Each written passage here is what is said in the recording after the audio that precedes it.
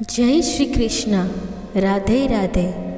મારી YouTube channel Gujarati જીવનધારામાં આપનું સ્વાગત છે. મિત્રો, આપણે બધા આપણા જીવનમાં કંઈક ને કંઈક દાન કરીએ છીએ, પરંતુ શું તમે જાણો છો કે કયું દાન સૌથી મોટું દાન છે? સૌથી મોટું પુણ્ય શું છે? આવો જાણીએ આ કથા પરથી. કાશીપુર નામના ગામમાં હરીશ નામનો એક માણસ રહેતો હતો, જે લાકડા કાપીને પોતાનું ગુજરાન ચલાવતો હતો. તે તેની પત્ની સાથે રહેતો હતો. લાકડામાંથી થતી કમાણી પૂરતી ન હતી. ખોરાક અને કપડાની હંમેશા અછત રહેતી હતી. એક દિવસ હરીશની પત્ની નારાજ થઈ ગઈ અને તેને કહ્યું, જુઓ, કેટલા દિવસ આવી કમાણી રહેશે? કોઈ તહેવાર થતો નથી, કોઈ ઉજવણી થતી નથી. આ લાકડાને કાપવા અને વેચવાને બદલે તમે શહેરમાં કેમ જતા નથી અને થોડું કામ કેમ કરતા નથી? આપણે આ રીતે કેટલા વર્ષ જીવીશું? હરીશે કહ્યું, જુઓ, હું હંમેશા તમારી વાત સાંભળું છું. મારે કેટલી વાર કહેવું પડશે કે હું આ ગામ છોડીને જઈ શકું તેમ નથી. શહેર અહીં જેટલું શાંતિપૂર્ણ હોતું નથી. હું નથી ઈચ્છતો કે બીજી વખત આ વાત નીકળે. તેની પત્ની કહે છે કે હવે આપણે શું કરીએ? હું પણ અહીં એ વિચારના કારણે છું, જે વિચાર તને બાંધી રાખ્યો છે.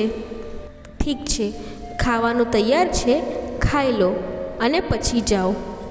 જમ્યા પછી હરીશ લાકડા કાપવા જાય છે અને ચાલતી વખતે ઘણી આગળ નીકળી જાય છે. તે વિચારવા લાગે છે કે આજે હું ઘણો આગળ આવી ગયો છું. મારે એક મોટું વૃક્ષની જરૂર છે, પણ મને એક પણ ઝાડ મળ્યું નથી. આ એક ઝાડ છે, પણ તે ખૂબ જ નાનું છે. આનાથી મારું શું થશે? સારું, કોઈ વાંધો નહીં. આજે મારે તેની સાથે જ કામ ચલાવવું પડશે. તે ઝાડ કાપીને તેના માથા પર લાકડાનો ભારો મૂકે છે અને તે લાકડાને વેચવા જાય છે. પરંતુ ત્યાં જઈને જુએ છે તો એક પણ લાકડા ખરીદવાવાળો હોતો નથી. શું લાકડું ખરીદનારું કોઈ નથી?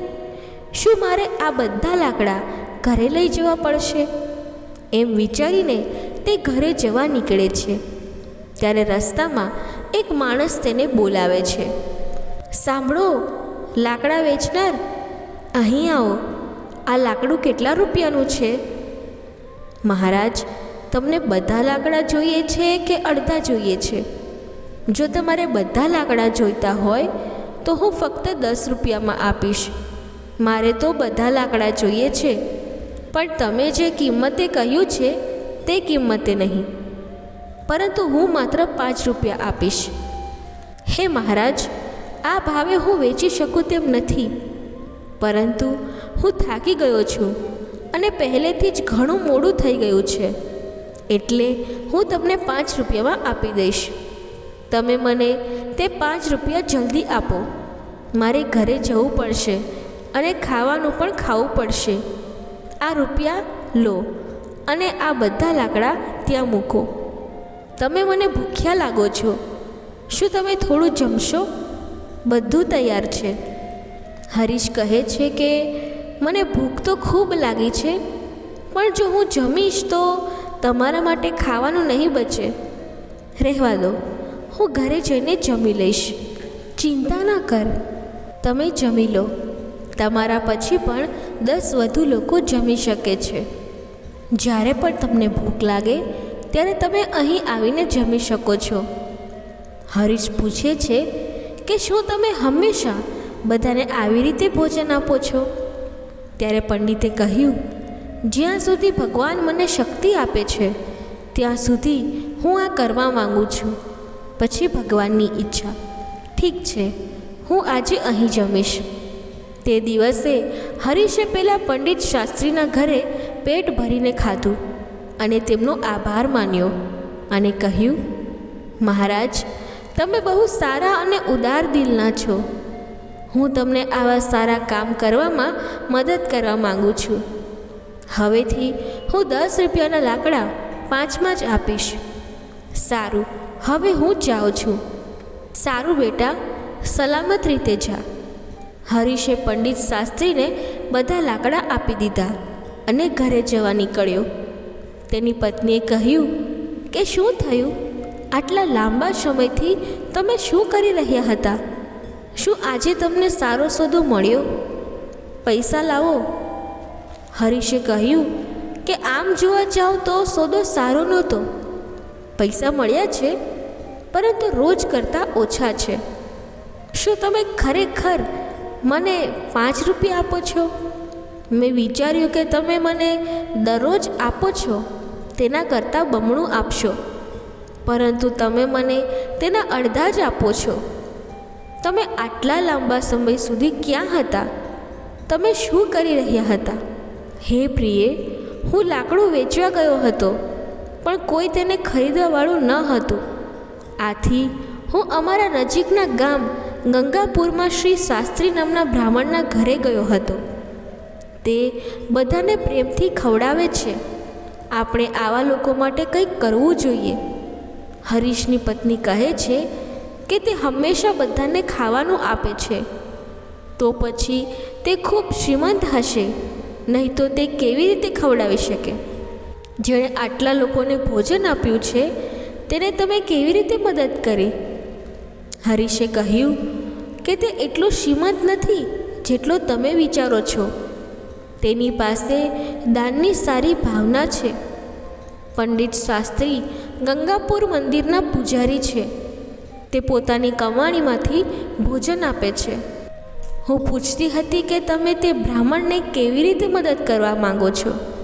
આપણી આવક ઓછી છે, આપણે શું મદદ કરી શકીએ છીએ? પહેલાં સ્વર્ગમાં જવા વિશે વિચારશો નહીં, પહેલાં પૃથ્વી પર જીવવા વિશે વિચારો. પછી હરીશ કહે છે કે તમે જાણો છો કે મેં શું કર્યું? મેં બ્રાહ્મણને કહ્યું કે હું જે લાકડું લાવું છું તે હું અડધી કિંમતે આપીશ અને આવતીકાલથી તેમના માટે થોડું લાકડું કાપીશ અને બાકીનું વેચવા માટે. પત્નીએ કહ્યું, આટલું પૂરતું છે? પરંતુ જો તમે લાકડાના 2 ઢગલા કાપી ન શકશો તો પછી તમે આ રીતે 5 રૂપિયા લઈને પાછા આવશો. હું 5 રૂપિયામાં ઘર કેવી રીતે ચલાવું? તમે મને કહો. હરીશે કહ્યું કે મારે જે જોઈએ છે તે પૂરું કરવા માટે હું મારાથી બનતો પ્રયત્ન કરીશ, અને પછી ભગવાનની મરજી. મેં તેમના ઘરે ભોજન લીધું છે.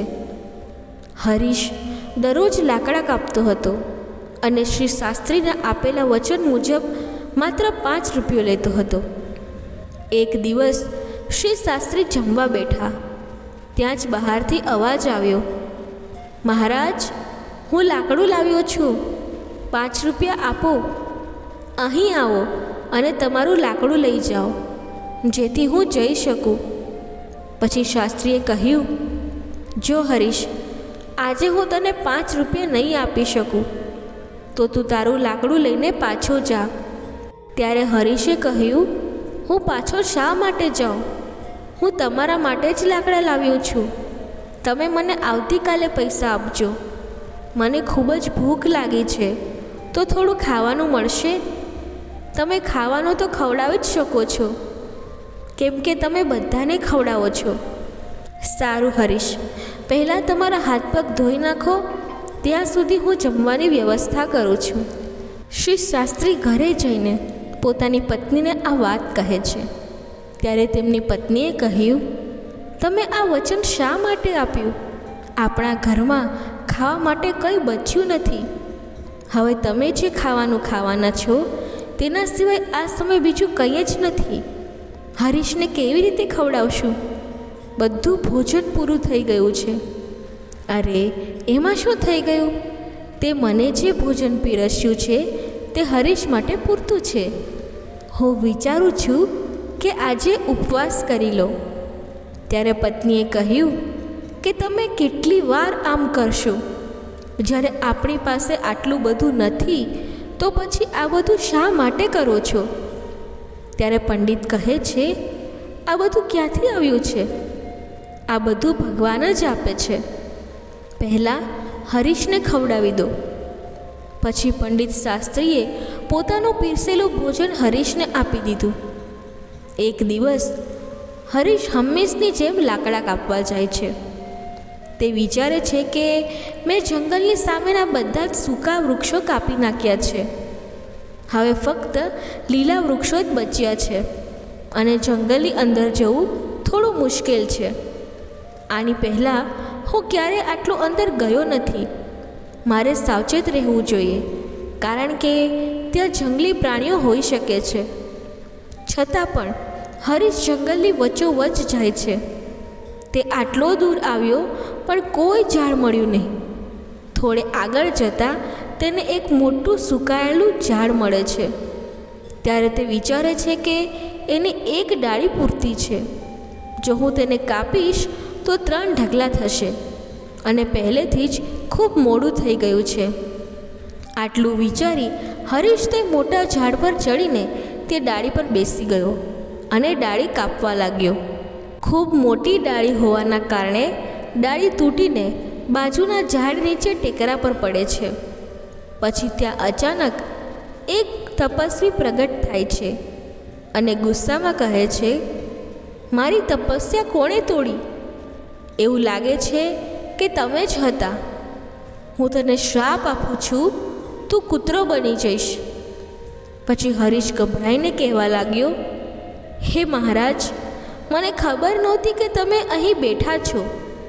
ત્યારે તપસ્વીએ કહ્યું, હું અહીં 100 વર્ષથી તપ કરું છું અને તમે મારી તપસ્યા ભંગ કરી છે. ત્યારે હરીશે કહ્યું કે હું દરરોજ ઝાડ કાપવા આવું છું અને હું સુકાયેલું લાકડું વેચું છું. મેં તે જાણી જોઈને નથી કર્યું. મહારાજ, મને માફ કરો. મહેરબાની કરીને આ શ્રાપ પાછો લઈ લો.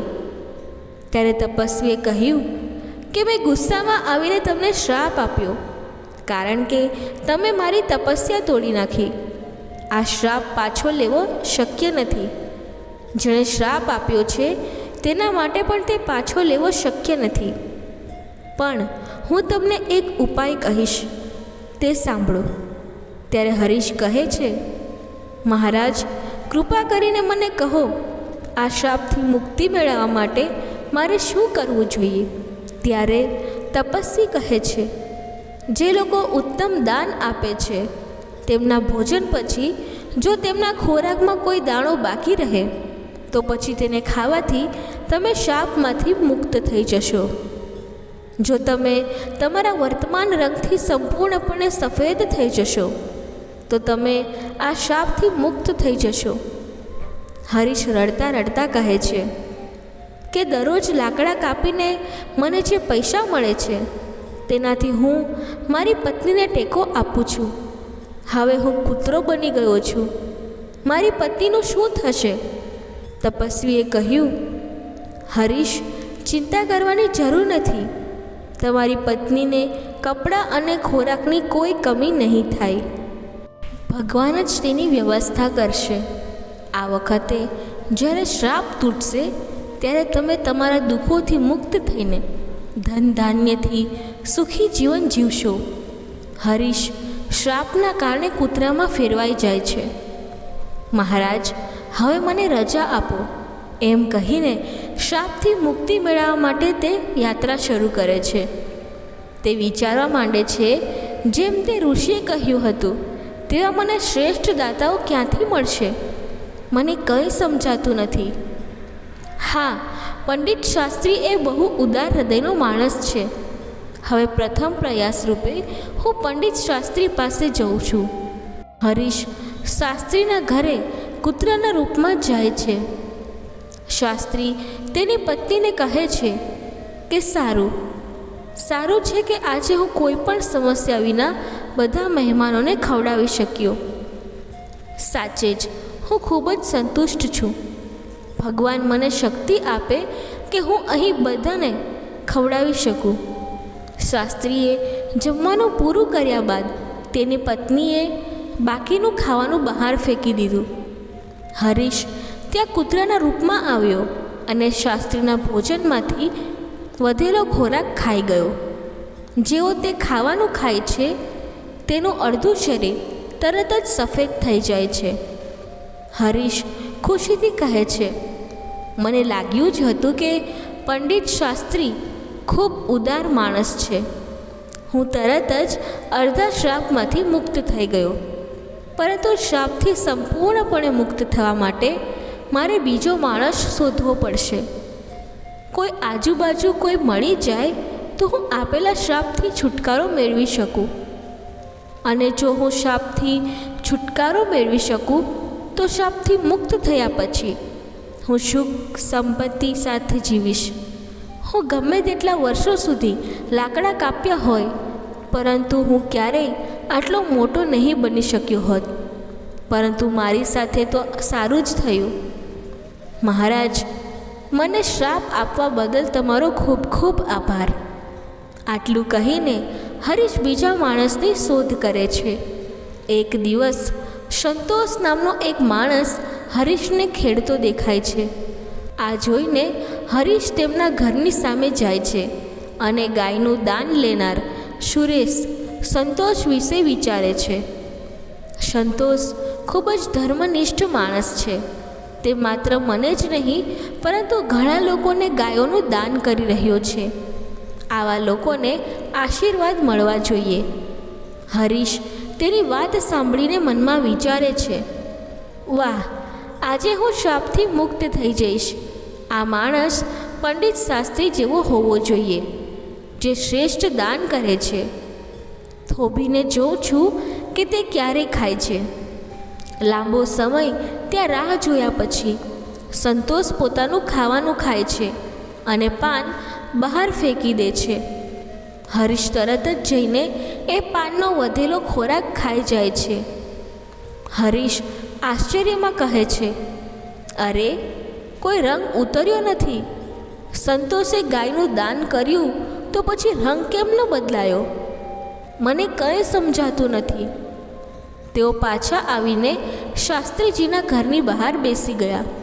ત્યાં બે માણસો એકબીજા સાથે વાત કરી રહ્યા હતા. અરે સુશીલ, આજે સંતોષે ફરી એક ગાય દાનમાં આપી. તે ગમે તેટલો સેવાભાવી લાગે, તે હંમેશા ગામની બહાર લોકોને બોલાવીને દાન આપે છે. જો તમે સત્ય જાણશો તો તમે ચોંકી જશો. તેની બધી ગાયો 2 મહિનાથી વધુ સમય સુધી દૂધ આપતી નથી. તે આ વાત પહેલેથી જ જાણે છે. અને પછી શા માટે બેસાડીને તેમને ખવડાવે? તેથી તે દાન કરે છે. તે ક્યારેય દૂધ આપતી સારી ગાયનું દાન કરતો નથી. જો તે આમ કરતો છે તો તે ચોક્કસ પાપી થશે. આપણા રાજાની જેમ આ કામ કોઈ ન કરી શકે. તેઓ એક મહાન દાતા છે. તેઓ એક અઠવાડિયાથી ભોજન આપી રહ્યા છે અને આવતીકાલે છેલ્લા દિવસે અન્નદાનની સાથે સાથે કપડાનું દાન કરવાના છે. તે એક અઠવાડિયાથી ત્યાં બધાની સાથે જમે છે. શું તમે ક્યારે તેના જેવા ન્યાયી માણસને જોયો છે? અરે, આ તો કંઈ જ નથી. તેણે આપણા માટે સારા રસ્તાઓ બનાવ્યા છે. કૂવાઓ અને તળાવો પણ બધે જ ખોદવામાં આવ્યા છે.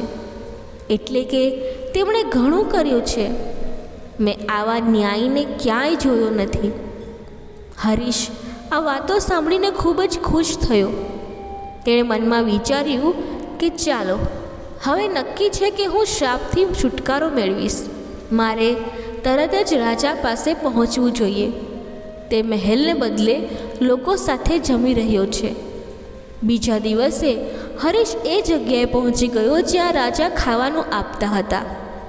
ત્યાં તેણે રાજાને કપડાં વહેંચતા જોયા. તે વિચારવા લાગ્યો કે રાજા કેટલો સારો છે. ભોજન આપવાની સાથે સાથે તે બધા લોકોને કપડાં પણ આપી રહ્યા છે. હું જે બીજા માણસને શોધી રહ્યો હતો તે રાજા જ હોવો જોઈએ. મારે રાજા ખાય ત્યાં સુધી રાહ જોવી પડશે. રાજાના ભોજન પછી સૈનિકો તે પાંદડાને ફેંકી દે છે જેમાં રાજાએ ખોરાક ખાધો હતો. આ જોઈને હરીશ ત્યાં જાય છે અને પાંદડામાંથી ખોરાક ખાય છે. પછી આશ્ચર્યજનક રીતે પોતાની જાતને જુએ છે. અરે, આ શું છે? આટલા મોટા દાતા રાજાનો ખોરાક ખાધા પછી પણ મારો રંગ બદલાયો નથી. આ શ્રાપ કંઈક બીજું જ લાગે છે. મારે તરત જ મને શ્રાપ આપનારા ઋષિ પાસે જવું જોઈએ. હરીશ તે જગ્યાએ પહોંચી જાય છે જ્યાં ઋષિ હતા. તે ઋષિને પ્રણામ કરે છે. તપસ્વી તેમને નિરાશ જોઈને પૂછે છે, શું થયું હરીશ?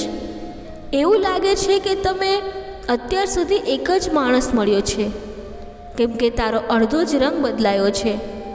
શું તમને બીજું કોઈ મળ્યું નથી? તમને શ્રાપ મળ્યાને ઘણો સમય થઈ ગયો છે. પછી હરીશ કહે છે કે મને શંકા છે. પંડિત શાસ્ત્રીનું ભોજન ખાધા પછી હું અડધો સફેદ થઈ ગયો. તે પછી મેં તેમના કરતાં વધારે દાન કરે છે. તેમણે જે ખોરાક ખાધો છે તે ખાવાથી પણ મને કોઈ ફાયદો થયો નથી. મહારાજ, આપણા શહેરના રાજા ખૂબ જ ન્યાયી છે. 1 અઠવાડિયા સુધી તેમણે બધાને ભોજન આપ્યું. આવા ધર્મનિષ્ઠ માણસે ખાધેલું ભોજન ખાધા પછી પણ હું શાપથી મુક્ત ન થઈ શક્યો. તેમાં કંઈક રહસ્ય છે. મહારાજ, મને સમજાતું નથી. તમે મને કહો મહારાજ. પછી ઋષિએ તેમને કહ્યું, તમે જે લોકોને જોયા છે તેમણે જે દાન આપ્યું છે તે સાચું દાન નથી.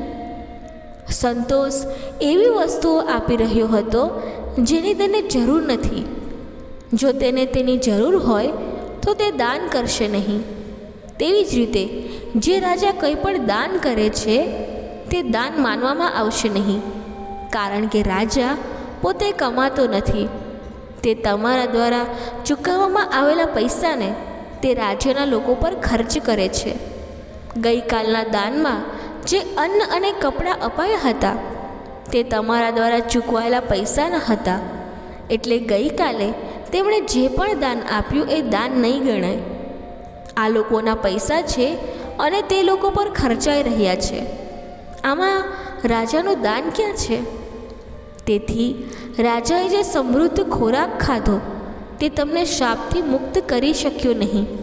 જુઓ હરીશ, શાસ્ત્રીએ પોતે ભૂખ્યા રહીને ભૂખ્યાઓને જે યોગ્ય દાન આપ્યું હતું તે દાન શ્રેષ્ઠ છે. બીજું કંઈક અજમાવો. તમે શ્રાપથી છુટકારો મેળવવાની ખૂબ નજીક છો. સમજી ગયા મહારાજ? ધન્યવાદ.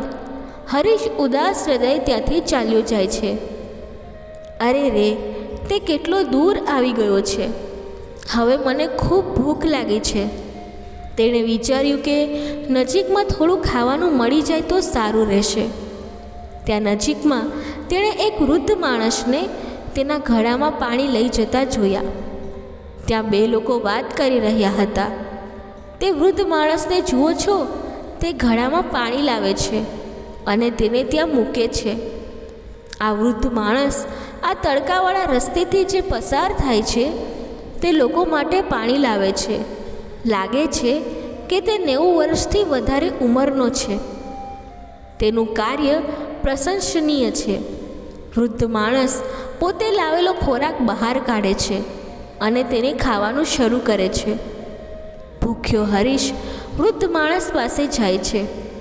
વૃદ્ધ માણસ તેનો થોડો ખોરાક કાઢીને હરીશને આપે છે. હરીશ તેને ખાય છે કે તરત જ તે શ્રાપથી છુટકારો મેળવે છે. તે વૃદ્ધનો આભાર માને છે અને પાછો આવે છે. દાન ક્યારે નાનું કે મોટું હોતું નથી. બીજાની ભૂખને શાંત કરવાવાળા પંડિત શાસ્ત્રી અને તરસ छिपावનાર તે માણસની જેમ હોય છે. શ્રેષ્ઠ દાન એ છે કે તમે તમારી જાતને બદલે બીજાની મદદ કરો. એવી જ રીતે ચાલતા ચાલતા હરીશ તેની પત્ની પાસે ગામમાં પહોંચે છે અને ખુશીથી રહેવા લાગે છે. તો બીજી તરફ પંડિત શાસ્ત્રીએ એટલું દાન આપ્યું હતું કે તેમની પાસે ખાવા માટે કંઈ જ બચ્યું ન હતું.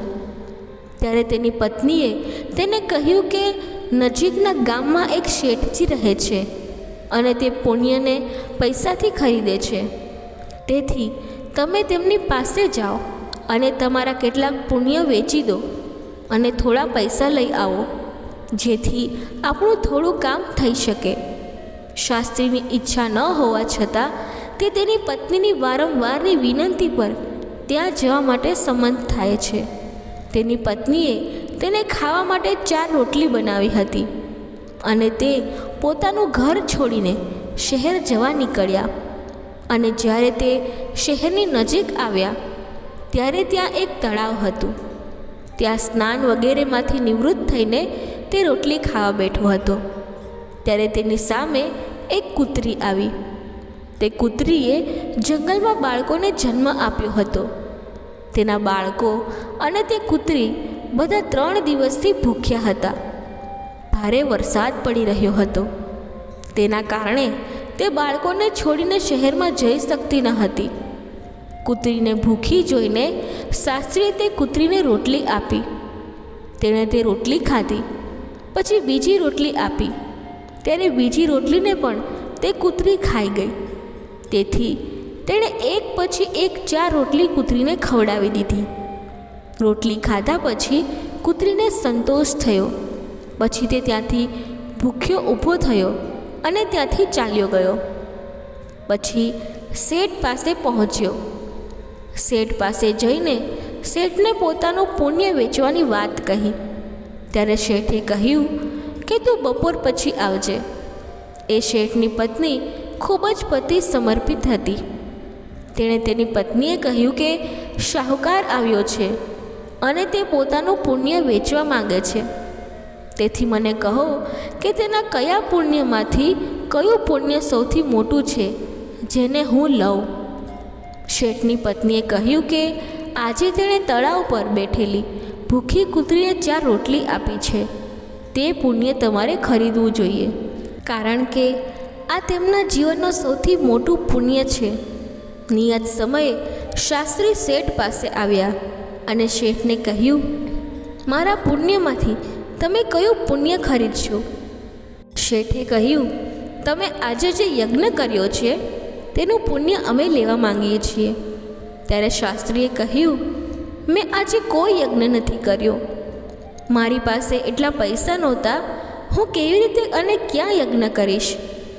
આના પર શેઠે કહ્યું કે આજે તળાવ પર બેઠેલી ભૂખી કૂતરીને તમે 4 રોટલી આપી હતી, તે જ પુણ્ય હું લેવા માંગુ છું. શાસ્ત્રીએ કહ્યું, તે સમયે ત્યાં કોઈ નહોતું. કોઈ મને જોઈ પણ રહ્યું ન હતું. તો પછી તમને કેવી રીતે ખબર પડી? શેઠે કહ્યું કે મારી પત્ની પતિવ્રતા છે. તેણે મને આ બધી વાતો કહી છે. પછી શાસ્ત્રીએ કહ્યું, સારું, લઈ લો, પણ એનું મૂલ્ય શું આપશો? શેઠે કહ્યું કે તમારી રોટલીનું જેટલું વજન હતું તેટલા જ હીરા મોતીનું વજન કરીને આપી દઈશ. શાસ્ત્રીએ સ્વીકાર્યું અને તેમની સંમતિ મુજબ શેઠે એક અંદાજો લગાવીને તેટલા જ વજનની 4 રોટલી બનાવીને તરાજુની એક તરફ મૂકી, બીજી બાજુ હીરા મોતી વગેરે રાખ્યા. પરંતુ ઘણા રત્નો રાખ્યા પછી પણ તે રોટલીવાળું પલડું ઊભું ન થયું. આના પર શેઠે કહ્યું કે વધુ રત્નોની થેલી લાવો. જ્યારે તે શાસ્ત્રીએ તેના પુણ્યની આવી અસર જોઈ ત્યારે તેની આંખો ખુલી ગઈ. તેમણે કહ્યું કે શેઠજી, હવે હું આ પુણ્ય નહીં વેચું. શેઠે કહ્યું, જેવી તમારી ઈચ્છા. આ પછી શાસ્ત્રી ત્યાંથી ચાલ્યા ગયા અને તે જે તળાવ પાસે બેસીને કૂતરીની રોટલી ખવડાવતા હતા તે જ તળાવના કિનારેથી તેણે કાપડમાં કેટલાક ચળકતા કાંકરા, પથ્થરો અને કાચના ટુકડા બાંધીને પોતાના ઘરે ગયા. ઘરે આવ્યા પછી તેણે તે પોટલી તેની પત્નીને આપી અને કહ્યું કે ખાધા પછી તેને ખોલશું. આટલું કહીને તે બહાર ગયો. તેની પત્નીને તે પોટલી જોવાની ખૂબ જ ઈચ્છા હતી. જ્યારે તેણે પોટલી ખોલી ત્યારે તેમાં હીરા, મોતી, સોનું વગેરે ચમકી રહ્યા હતા. તે ખૂબ જ ખુશ હતી. થોડા સમય પછી જ્યારે શાસ્ત્રી આવ્યો ત્યારે મહિલાએ પૂછ્યું કે તમે આટલા હીરા મોતી ક્યાંથી લાવ્યા? શાસ્ત્રીએ કહ્યું, તમે શા માટે મજાક કરો છો? ત્યારે તેની પત્નીએ કહ્યું, મજાક નહીં, મેં જાતે ખોલ્યું છે. તેમાં કિંમતી હીરા અને મોતીના ઢગલાથી ભરેલું છે. શાસ્ત્રીએ કહ્યું, મને લાવીને બતાવો. તેમણે પોટલું ખોલીને તેમની સામે મૂકી દીધું. તેમને જોઈને તેઓ આશ્ચર્યચકિત થઈ ગયા. તેણે વિચાર્યું કે આ તેની પુણ્યની અસર છે જે તેણે કૂતરીને રોટલી ખવડાવી હતી. પછી તેણે તેની પત્નીને તેની મુસાફરીની આખી વાર્તા કહી. મિત્રો, કથાનો બોધ એ છે કે અભાવગ્રસ્ત આતુર પ્રાણીને આપવામાં આવેલું દાન અનંત ગણું થઈ જાય છે. તે જ સૌથી શ્રેષ્ઠ મોટું દાન છે અને સૌથી મોટું પુણ્ય પણ છે. ભગવાનની દયાના પ્રભાવથી કાંકરા અને પથ્થરો પણ હીરા મોતી બની જાય છે. સાથીઓ, આ રીતે ગરીબો અને અનાથને આપવામાં આવેલું દાન સૌથી શ્રેષ્ઠ છે. સંકટના સમયે કોઈને જે દાન આપવામાં આવે છે તે ખૂબ જ ફાયદાકારક હોય છે. ભૂકંપ, પૂર કે દુકાળ વગેરે સમયે કોઈ આપાતગ્રસ્ત પ્રાણીને એક મુઠ્ઠી ચણા આપવાનું પણ ખૂબ જ સારું દાન માનવામાં આવે છે. તે સૌથી મોટું પુણ્ય માનવામાં આવે છે. તેથી દરેક માનવીએ અનાથ, અપંગ, વિધવા વગેરેની સેવા કરવી જોઈએ. જેઓ મુશ્કેલીમાં છે, કુપાત્રને દાન આપવું એ તામસી છે. માન, સન્માન કે પ્રતિષ્ઠા માટે આપવામાં આવતું દાન શાહી છે. કારણ કે માન, સન્માન, પ્રતિષ્ઠા પણ અધોગતિ કરવાવાળી હોય છે. આજે આપણને આ સન્માનના મૂળગાન મીઠા લાગે છે, પરંતુ તેનું ચોક્કસ પરિણામ પતન હોય છે. તેથી માન સન્માન વધારવાની ઈચ્છા છોડીને દાન કરવું જોઈએ અને તેનું જ અનંત ગણું ફળ પ્રાપ્ત થાય છે. તે સૌથી મોટું પુણ્ય માનવામાં આવે છે. મિત્રો, દાનનું મહત્ત્વ બલિદાન છે, વસ્તુનું મૂલ્ય અને સંખ્યાનું નહીં. આવી બલિદાનની ભાવનાથી લાયકને તેની પાસે જે અભાવ છે તેને તે વસ્તુ આપવાને અને તેમાં આપણો કોઈ લોભ ન જોઈએ તો તે ઉત્તમ દાન કહેવાય છે અને તેનું પુણ્ય અનંત ગણું હોય છે. ભૂખ્યા વ્યક્તિને નિસ્વાર્થ ભાવથી ખવડાવવું અને તરસ્યા વ્યક્તિને પાણી આપવું એ એક સાત્વિક દાન છે. મિત્રો, વિડીયોના માધ્યમથી અમે એક સારો સંદેશો આપવાનો પ્રયાસ કર્યો છે. જો વિડીયોમાં કોઈ પણ પ્રકારની ભૂલ થઈ ગઈ હોય તો હું હાથ જોડીને તમારી માફી માંગુ છું. મને અજ્ઞાની જાણીને માફ કરી દેજો. અને અમારી ચેનલમાં નવા હો તો ચેનલને સબસ્ક્રાઈબ કરી વિડીયોને એક લાઈક આપી દેજો અને કમેન્ટમાં જય શ્રી કૃષ્ણ જરૂરથી લખજો. ધન્યવાદ. જય શ્રી કૃષ્ણ. રાધે રાધે.